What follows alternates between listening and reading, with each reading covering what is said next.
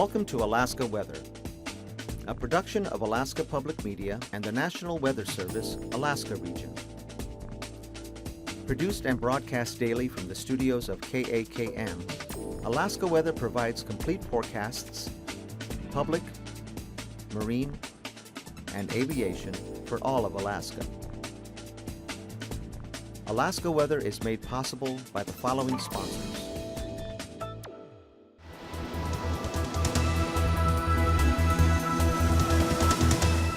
The National Weather Service. Hello again, and thanks for joining us for Sunday's edition of Alaska Weather. I'm Dave Percy.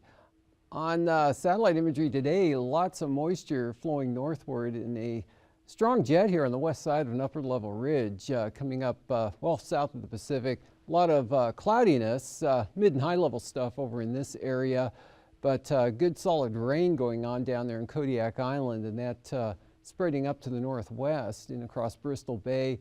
And then the areas of snow and gusty winds, anywhere from 15 to 30, 35 miles an hour, in some cases gusts to 50 miles an hour, areas of the northwest coast. And also Sparivon, the western Alaska range, quite windy today with gusts near or over 50 miles per hour. Mild temperatures coming up with this also into the mid-40s there around Homer, and rain falling in Seward this afternoon. But the snow and blowing snow winter storm warnings are still out here for the west central interior and the northern Kuskokwim Valley, and the entire Alaska range still under a high wind warning for gusts to 50 to 70 miles per hour, that out through tonight and into tomorrow. And then this system here came northward and spread some rain and gale force winds, minimum gales into the Pribilof Islands today. St. Paul, St. George seeing gusts 40 to 50 miles an hour at the highest, and then some better conditions and showers back to the west. And windy conditions, though, all the way up to the Arctic coast today. And then on the other side of the ridge, the drier air that got pulled southward continues today, but the entire high pressure area is beginning to retreat off to the east-southeast. But still a very nice day here across the southeast coast on the cool side temperature-wise. And that will probably hold for another day before another system down here kind of breaks through a little bit and may spread a chance of rain to the southeast coast. Probably not any earlier than late Tuesday afternoon. For the west side, though, not much change. Going to stay under this south to north flow, so several disturbances coming northward in the southerly jet will continue to bring wind and rain northward with the mild temperatures. There's another high wind watch out for Bristol Bay for tomorrow night and Tuesday, for possible gusts to 70 miles an hour, and also for the Anchorage area, higher elevations, East Anchorage, Turnagain Arm, in those locations for winds gusting possibly to 70 miles per hour, 75 miles per hour, and that would occur tomorrow night and into early Tuesday. On the chart today, there's one system pulling up into Bristol Bay, gusty winds, rain, Kodiak Island, heavy at times, getting more mixed with snow here, especially the higher elevations. And but those winds, you can see the gradient here right along the Alaska range, so seeing those stronger wind gusts in that area, but quite windy all the way up to the north there, with areas of blowing snow, winter weather advisories for the entire Brooks Range and portion or the central Arctic coast and the Brooks Range, winter weather advisories for the central Arctic coast, 15 to 30 mile an hour winds, creating low visibilities at times there. And then looks like improving a little bit back here to the west, and then the strong area high pressure here over northwest Canada starting to pull off to the east-southeast a little bit there, so that allowing the winds to come up along the eastern Alaska range there. And again, those wind warnings out through tomorrow up in that area as the gradient continues. Could see gusts to 70 miles an hour, and that's west of the toe cutoff. With the forecast tonight, rain kind of backing off a little bit here. Kodiak, a little bit of a break before the next system moves northward, but the main area of precipitation right here along the west coast. Just some skiffs here across the northwestern coast, most of that pulling back to the west a little bit. Seward Peninsula, better chance, pretty windy there for the Nome area tonight, as well as on up toward Teller and Tin City, and less wind for St. Lawrence Island. Mixture of precipitation here in the pink area, but continued dry, just some variable clouds here moving by, so it should dry out a little bit for the North Gulf Coast. Panhandle remains dry, as well as the eastern interior. That's where the coldest temperatures will be over in this area once again. And another system here moving into the central Aleutians for some wind and locally gusty winds. And that'll pull off to the east tomorrow here. It's about this location over the eastern Aleutians, but still southeast flow right up into Kodiak Island, Kenai Peninsula, more rain spreading up.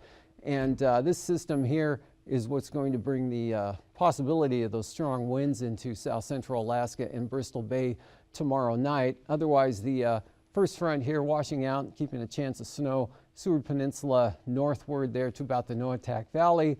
Then a break moving over the north slope. Staying pretty nice here over the eastern interior. Scattered rain and snow showers here in advance of the next system, but that moisture beginning to overrun that and will be on the increase tomorrow. And high pressure, again, at least through tomorrow and tomorrow night, keeps the southeast coast on the dry side.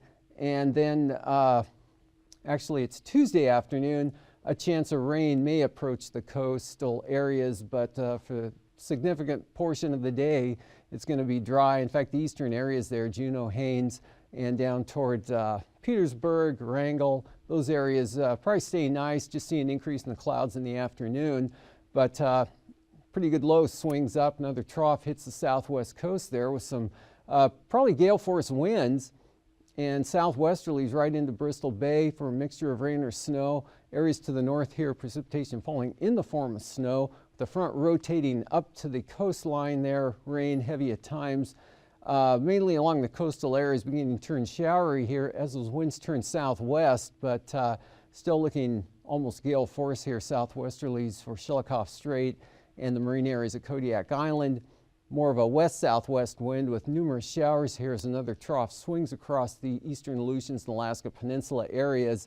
Holding on to some mostly clear skies here over the eastern interior, but that high you can see sliding well off to the southeast, but holding a ridge over the Panhandle. That'll try to hold that precipitation off until possibly Tuesday evening.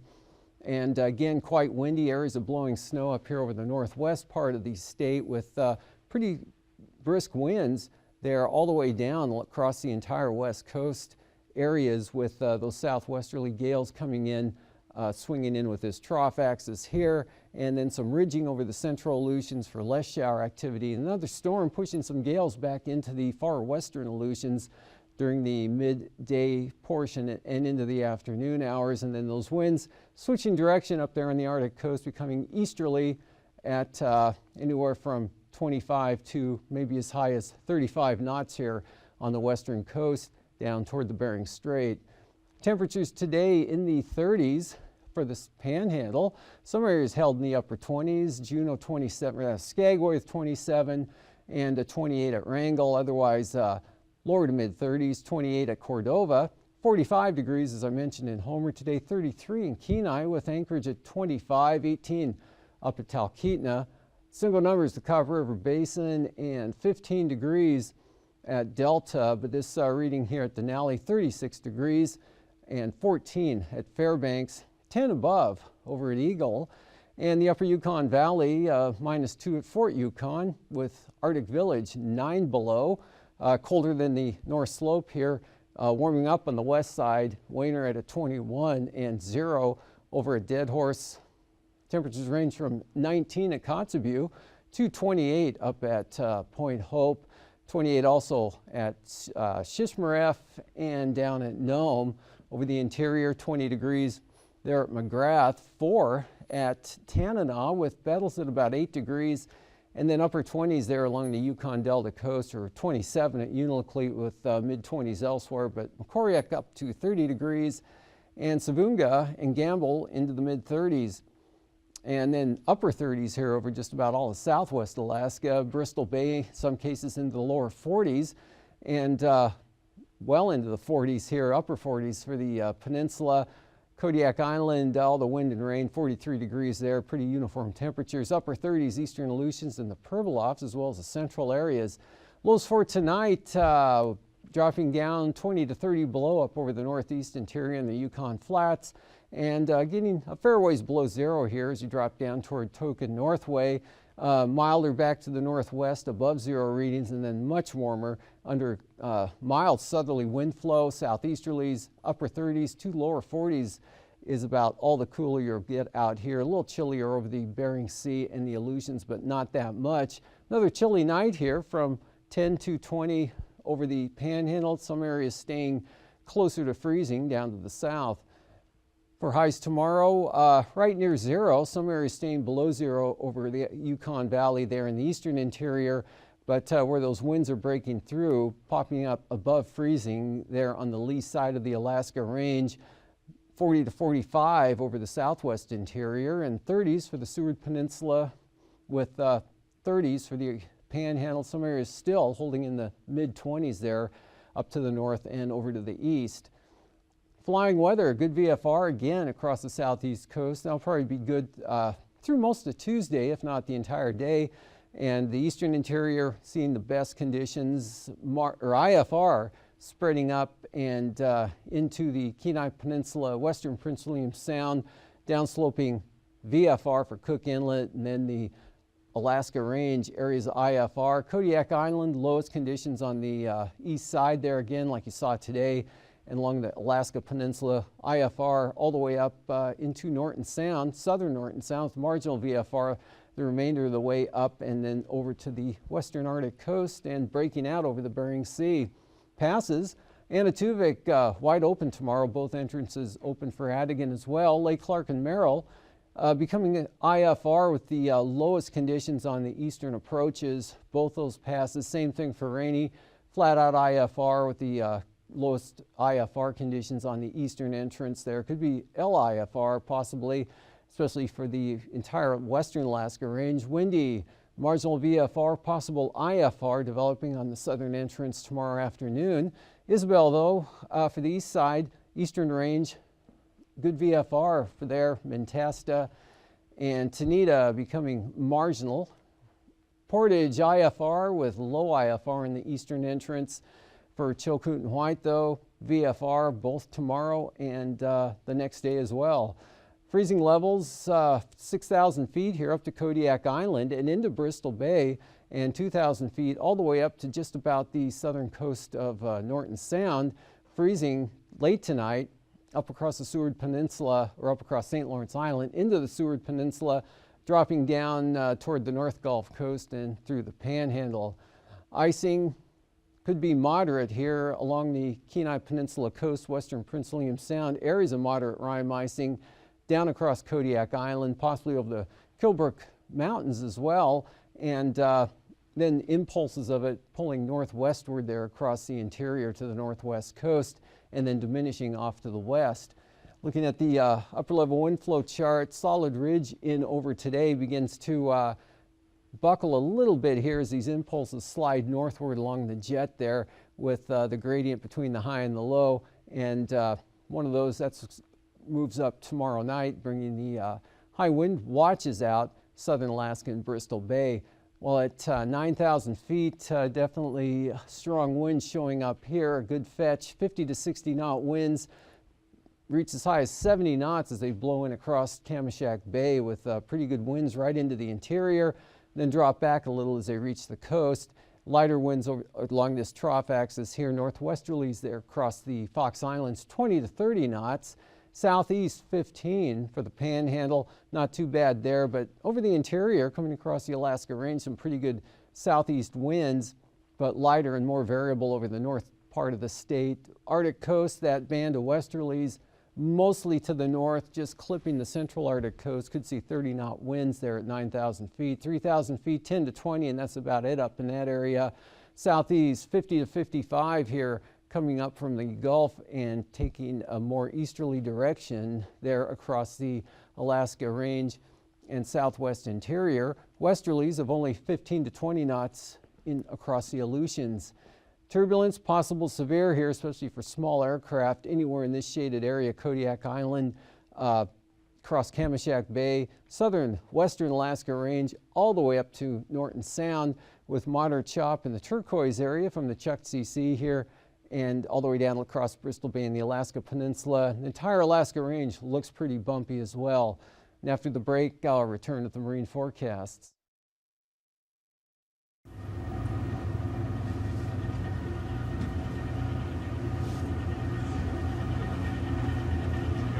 Okay, go ahead.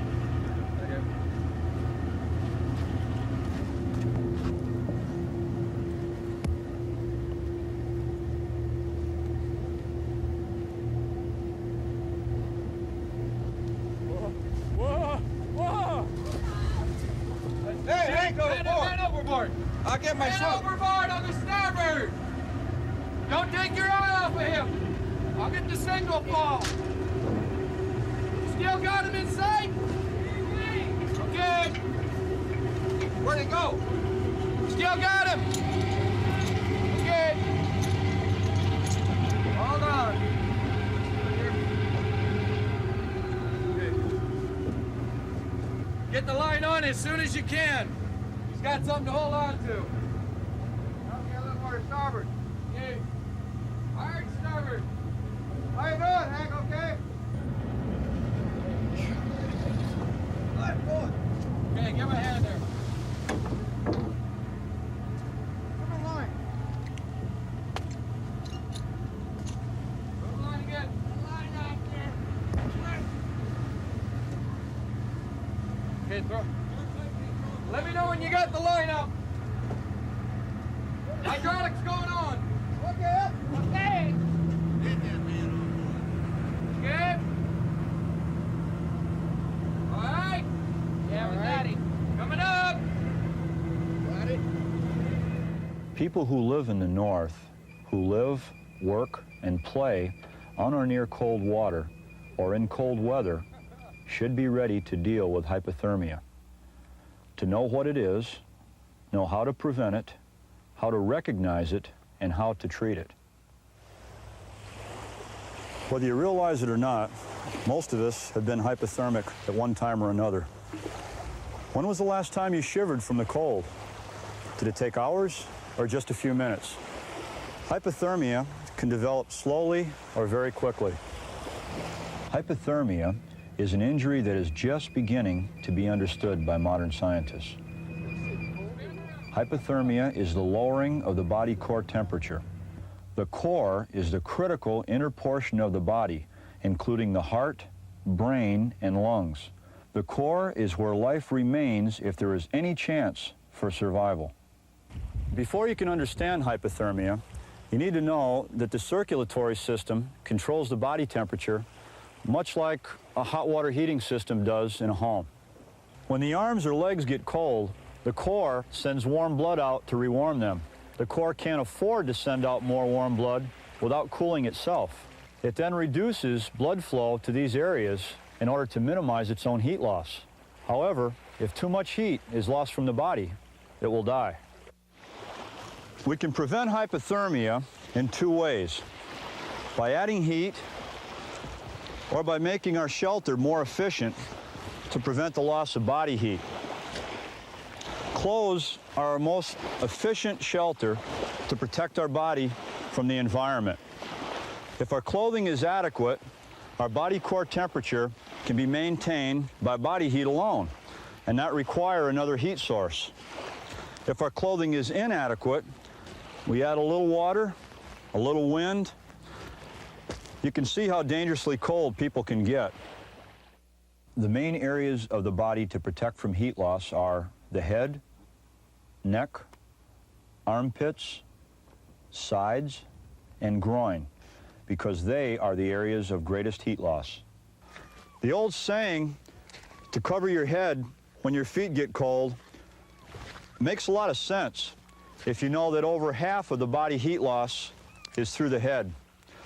You know, it's really sad that people spend hundreds of dollars on recreational gear, but only a fraction of that on adequate clothing. Clothing that could protect them from a dangerous and common killer, cold. The best prevention for hypothermia is to stay dry. If you're wet, get dry. If you're in the water, get out, or at least get as much of your body out as possible.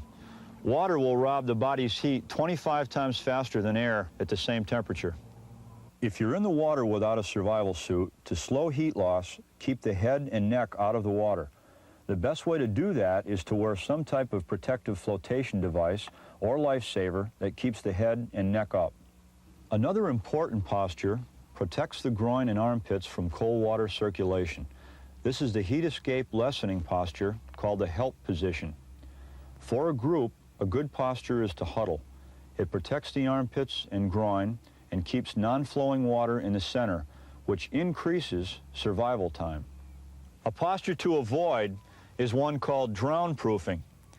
This is where you put your hands behind your back, you deep breathe, and you bob underwater. This will work in warm water.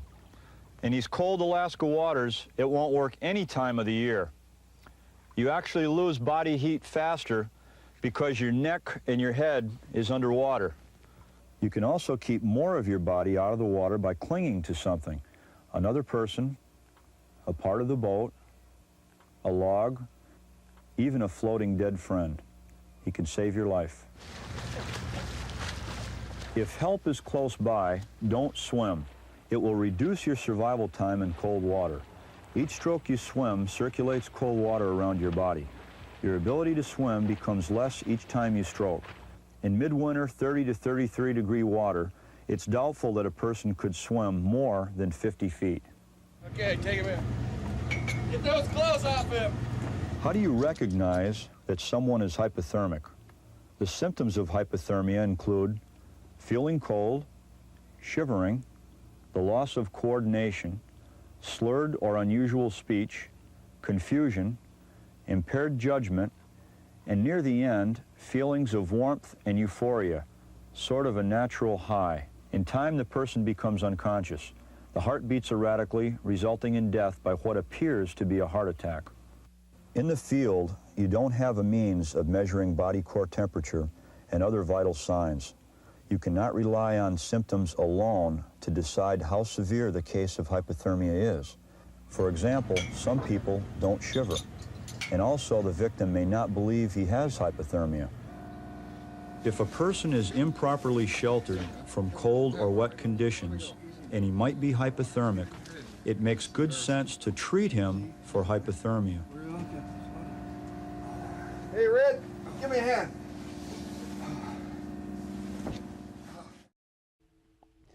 Welcome back. With the higher pressure slipping off to the southeast into Canada, winds will veer more easterly to maybe southeast here along the coast, 20 to 25 knots, and still east to northeast, higher gusts over the inside waters. The winds becoming variable to south there for Lincoln and Glacier Bay.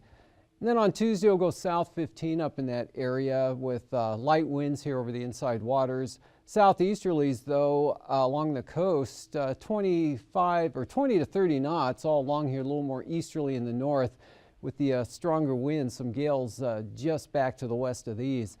And for the Monday for south central Alaska, northern Cook Inlet east at about 25, and then some gales here northeast in the central inlet there with easterlies 45 to 50 knots. Good winds coming in from the North Gulf Coast and gales for Kodiak Island.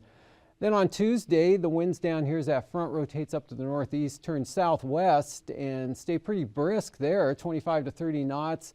And then the winds here 25 to 30 in advance of that front with 25 knot winds still for Cook Inlet and Prince William Sound coming down to 15 knots. For Bristol Bay, gale force easterlies for the forecast tomorrow, and northeast here on the Bering side of the peninsula, small craft advisories. Easterly on the southern side, southeast 40 for the waters southwest of Kodiak Island. And for Tuesday, swinging around to the southwest here with gale force southwesterly Sitkinak over to Chignik. Small craft advisories for the Alaska Peninsula, seas running 8 to 13 feet, and southwest up to 30 knots into Bristol Bay. The Aleutians northeast here for Unalaska, 25 knots, more northerly tomorrow. off to the west, turning northwest, and then kind of lighter and variable there over the western Aleutians.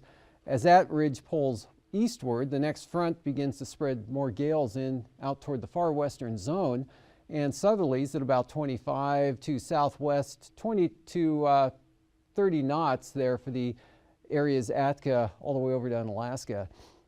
And for the southwest coast, north of Nunivak Island, northeasterlies at 15, south more easterly at 20, and northeast 20 for the Pribilofs, lighter northeast winds up across the northern Bering Sea.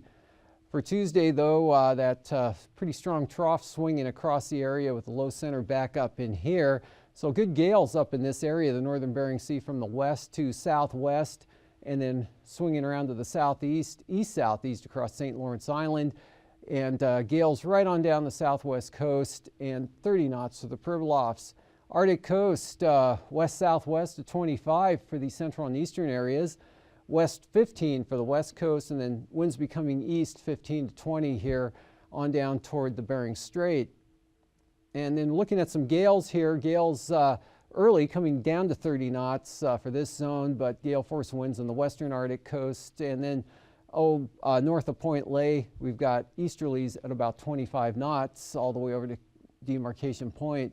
And for tonight, again, gusty winds, rain, and winter storm warnings to high wind warnings for the northern Kuskokwim Valley over along the Alaska Range continue tonight, and a winter weather advisory for the central Arctic coast around Barrow, 15 to 30 mile per hour winds there. And then more rain, the next system coming up late tomorrow afternoon. High wind watch out for the higher elevations of East Anchorage as well as Bristol Bay for this system coming north and northwestward. And then for Tuesday, it looks pretty wet along the North Gulf. These forecasts are to be used for planning purposes only.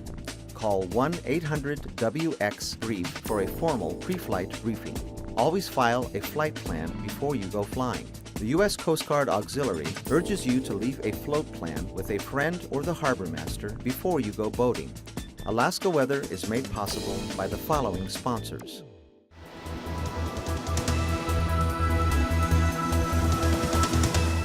The National Weather Service.